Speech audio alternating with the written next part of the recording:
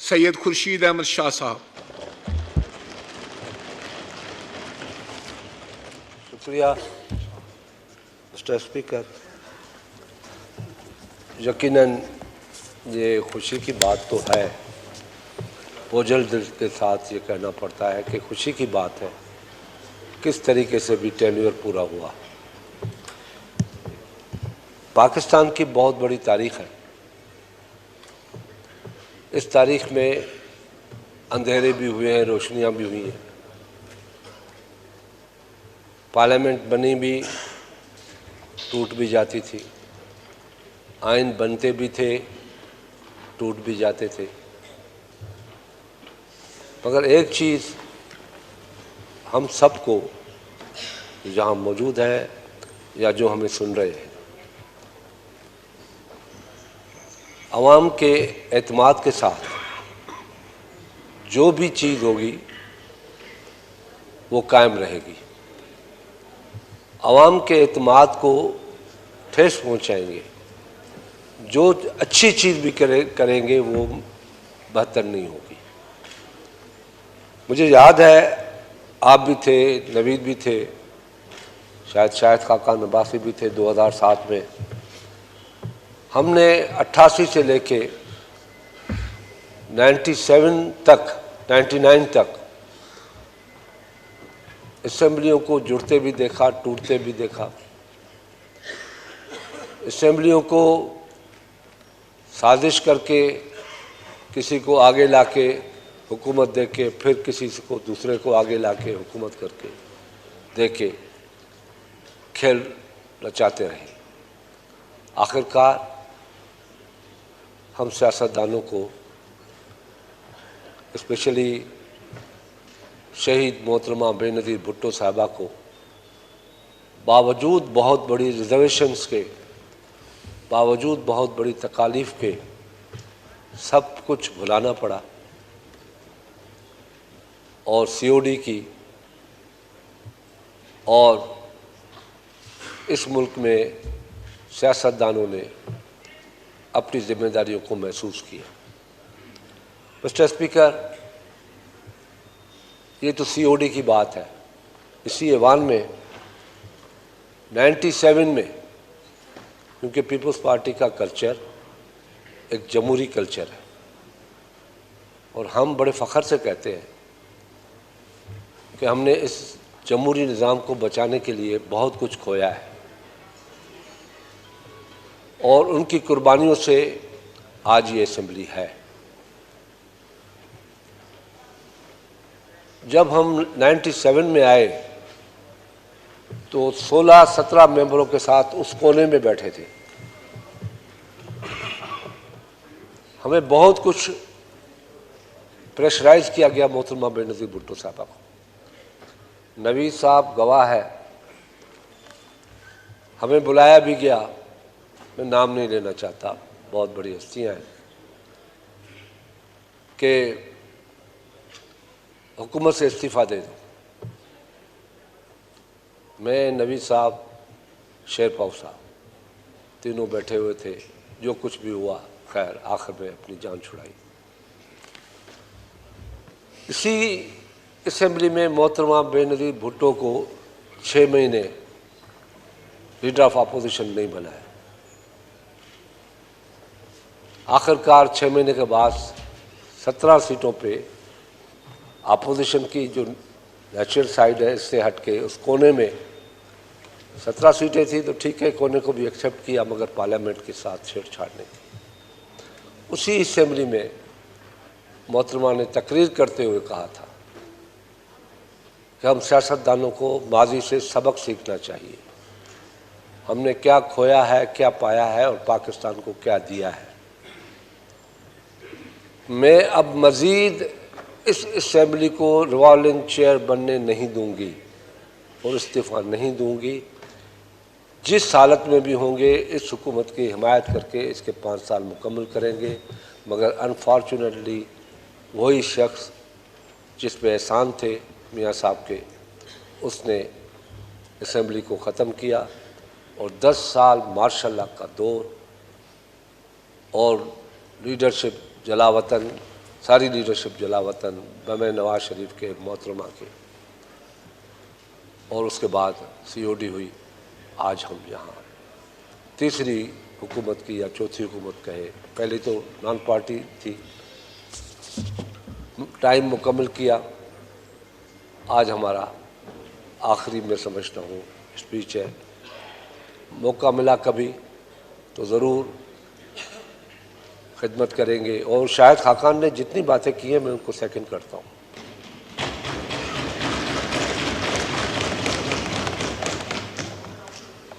यकीनन पहले हमें अपने से खुद एहतसाब करना चाहिए कि मैंने ये जो सूट पहना है 1 लाख का या 1.5 लाख का या 2 लाख का, क्या मैं इनकम टैक्स भी देता हूँ? मैं वाकई अपनी गाड़ी में घूमता हूँ, क्या मैं इनकम टैक्स भी देता हूँ?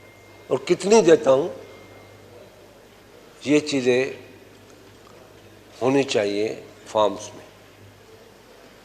पब्लिक प्रॉपर्टी करनी चाहिए, ख़ास करके हम सियासतदानों पे जिन पे बहुत बड़े इल्ज़ामात आयद होते हैं। इसी असेंबली में जिसमें आज मैं मुखातिब हूँ आपसे, मैं 2.25 साल बग़ैर किसी जुर्म के जेल काट के आया, और सही कहा कि मेंबर को बुलाने के लिए हिम्मत भी नहीं थी स्पीकर में।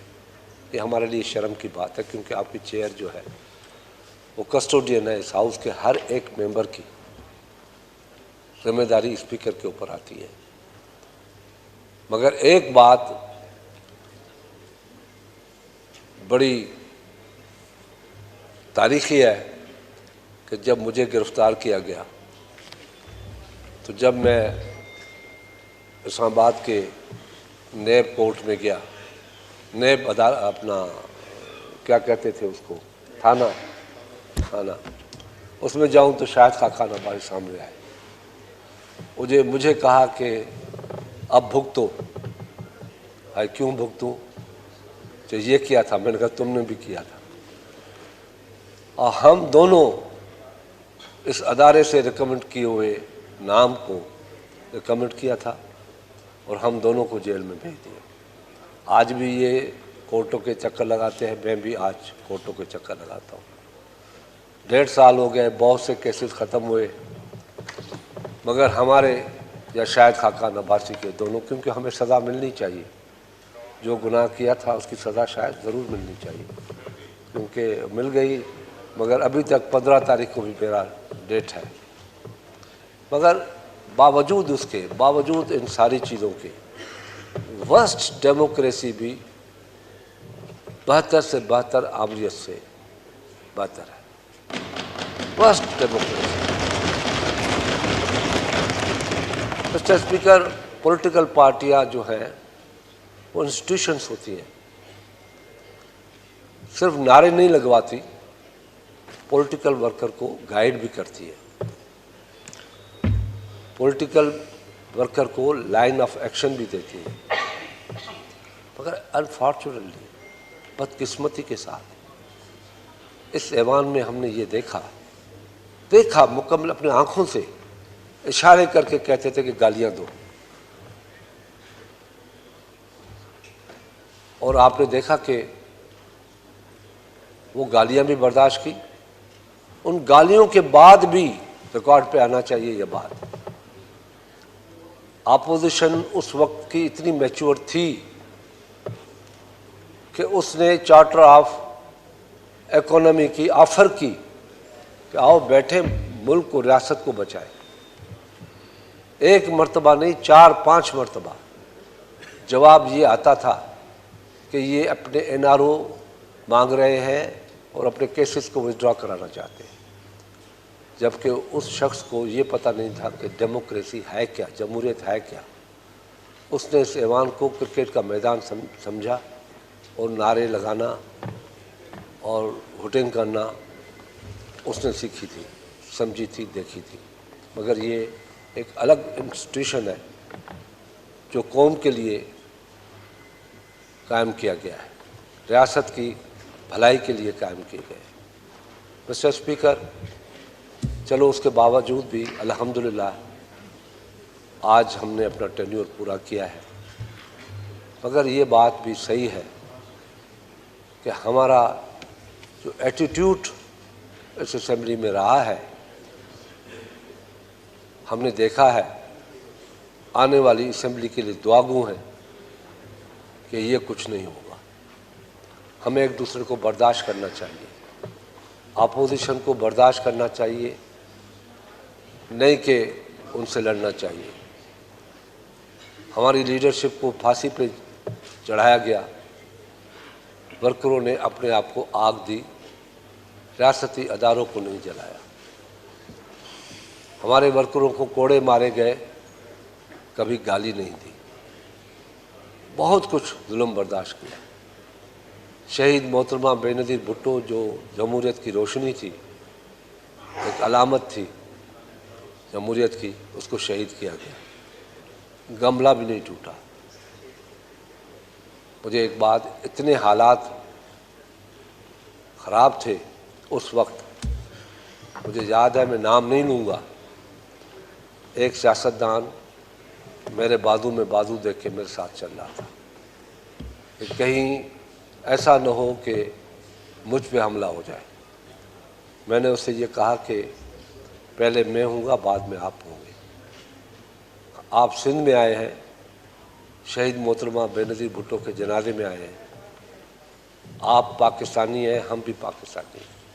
सिंध और पंजाब, खैबर पख्तूनख्वा या बलूचिस्तान अपनी जगह पे ज़रूर है, मगर मोहतरमा बेनज़ीर भुट्टो जमहूरियत की भी अलामत थी, सियासत की भी अलामत थी, और पाकिस्तान की बका और सालमियत की भी अलामत थी। उसके जनाजे में कुछ नहीं होगा, आप बेफिक्र हो जाए। बहुत बड़ा लीडर था। मकसद ये है कि इतनी बड़ी कुर्बानियों के बाद जो कुछ भी हुआ है, हमें खुश दिली के साथ, मुस्कुराहटों के साथ यहाँ से जाना चाहिए। मैं उम्मीद करता हूँ और हकीकतन उम्मीद करता हूँ, ये हाउस भी उम्मीद करती है, ये पाकिस्तान की आवाम भी ये उम्मीद करती है कि इलेक्शन टाइम पे हो। ये जिम्मेदारी पार्लियामेंट की है। पार्लियामेंट को अगर अबेंस में रखा गया तो इस मुल्क के जो हालात पहले ही ख़राब हैं, मज़ीद ख़राब होने लगेंगे। कुछ लोग हैं दुनिया के, कुछ हमारे पास भी हैं, जो लोग नहीं चाहते, कि ये पार्लियामेंट और जमहूरियत हो, मगर पाकिस्तान को अब सिर्फ़ व सिर्फ ये पार्लियामेंट और जमहूरियत बचा सकती है, और कोई रास्ता नहीं है। हमें चारों तरफ देखना पड़ेगा कि कोई रास्ता मिल जाए। बस एक रास्ता है, ईमानदारी के साथ इस मुल्क के अवाम की खिदमत की जाए, जितना हम भी कर सकते हैं। हम ज़मीर के आगे सुरखरू हैं कि हमारी जान में जितनी सकत थी, हमने अपने मुल्क के अवाम की खिदमत की है, अपने इलाके के लोगों की खिदमत की है। अल्हम्दुलिल्लाह, ये भी मैं खुशखबरी देते चलूँ कि आज 1 साल के बाद, जबकि कहा गया कि नीलम झेलम की टनल जो है अब नहीं बनानी पड़ेगी, मगर हमने हिम्मत नहीं हारी, कोशिश की। आज अल्हम्दुलिल्लाह 969 मेगावाट बिजली नेशनल ग्रिड में गई, जिससे मैं समझता हूँ कि अगर इस जज्बे के साथ कोशिश की जाए तो जो हमारे पास एसेट्स हैं, जो इस मुल्क की इकोनॉमी को आगे बढ़ा सकते हैं, जिस पे हमने तवज्जो नहीं दी, उसमें हम भी जिम्मेदार हैं, सब जिम्मेदार हैं।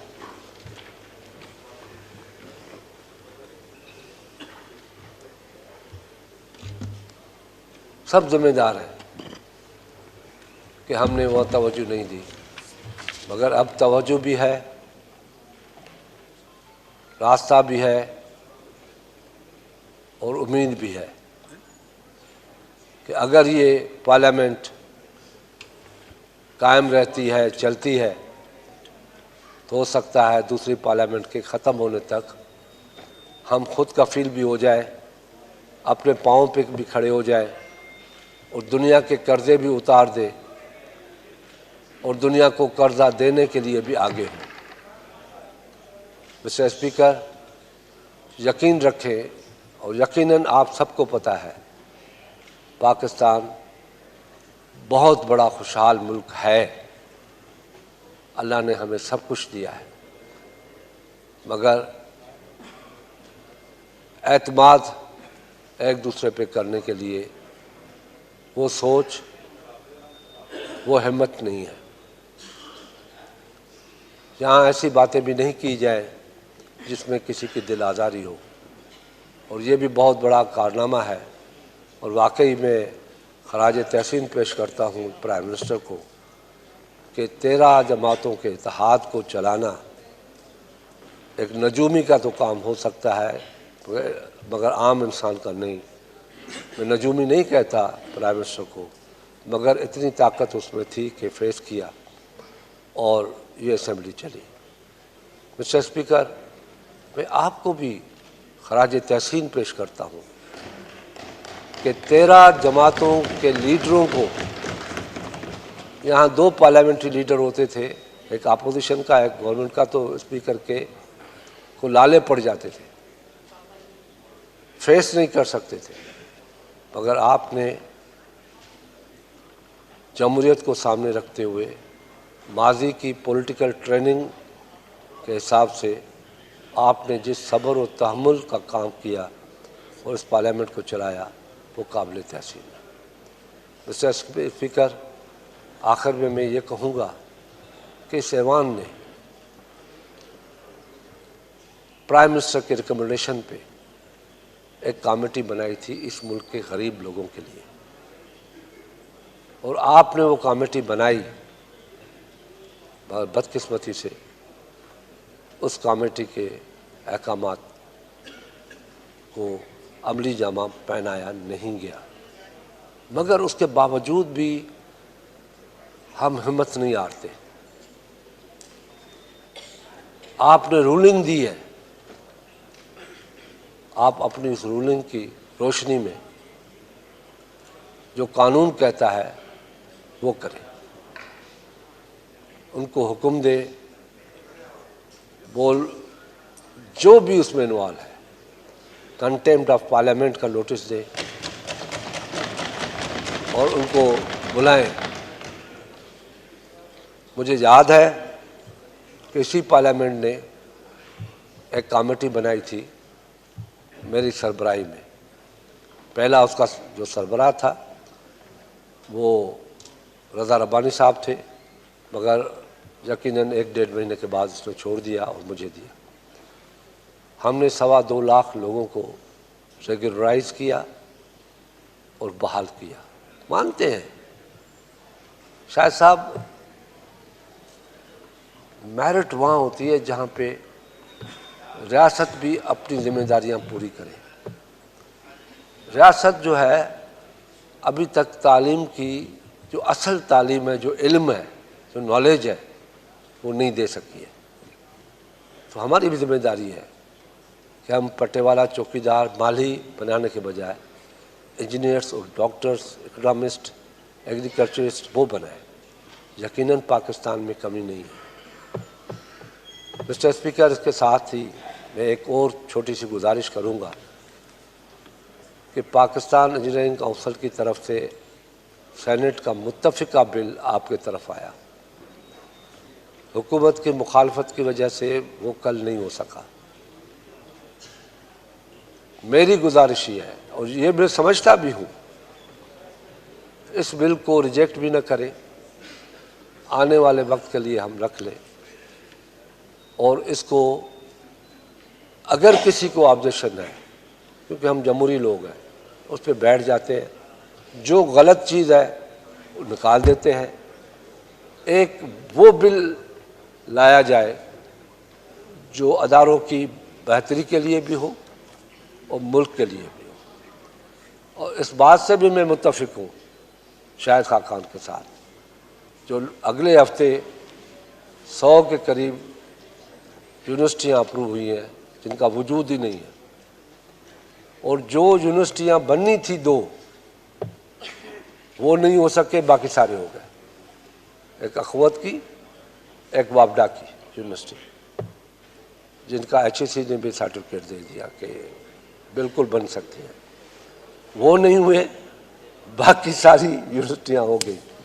मगर फिर भी शाह उम्मीद साहब, करता हूं आपके इंफॉर्मेशन के लिए कि अखुवत हो गई है और दूसरे नहीं हुए, और बाकी यूनिवर्सिटियां भी सारी रुकी हैं वहाँ स्टैंडिंग कमेटी में, कोई भी नहीं हुई।